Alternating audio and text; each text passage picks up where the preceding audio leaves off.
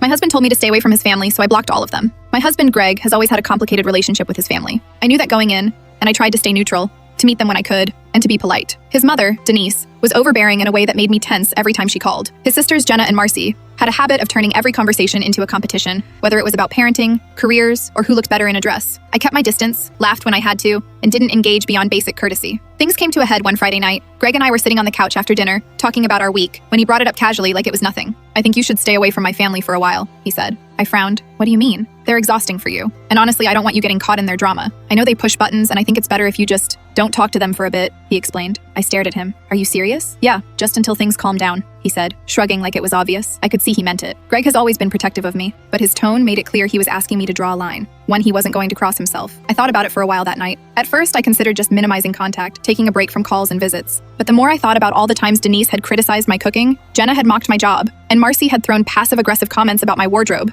the angrier I got. Why should I tiptoe around people who drained me emotionally, even if they were my husband's family? The next morning, I opened my phone and started methodically blocking them. First Denise, then Jenna, then Marcy. Greg's father, Tom, got blocked too. He was quieter, but always seemed to enable the chaos. I blocked their numbers, muted their emails, and removed them from social media. Every time I hit block, I felt a little thrill, a little relief. I wasn't hiding. I was setting a boundary that Greg couldn't. When Greg got home from work that evening, I could tell he immediately noticed the change. "Blocked them all?" he asked, holding up his phone as if it were a crime scene. I nodded. "Yeah, you said I should stay away." I took it seriously. Greg ran a hand over his face. "I didn't mean literally like this." "I meant literally like this," I said. "I didn't want to leave any room for accidental calls, texts, or Facebook drama. You asked me to stay away. I did it." He sighed, and for a minute, he just looked at me. "You really did it," he muttered. "All of them?" "All of them," I confirmed. The next few days were strange. I didn't hear a peep from anyone, which was blissful, honestly. Greg and I had dinners without side-eye glances from his sisters. Movie nights weren't interrupted by Denise's critiques of the snacks I picked. Even grocery shopping felt calmer because there was no one to text updates or passive-aggressive reminders about what I was doing wrong. Greg admitted later that night that he'd been stressed about the tension his family caused for years. "I should have asked them to back off instead of letting it fester," he said. "But you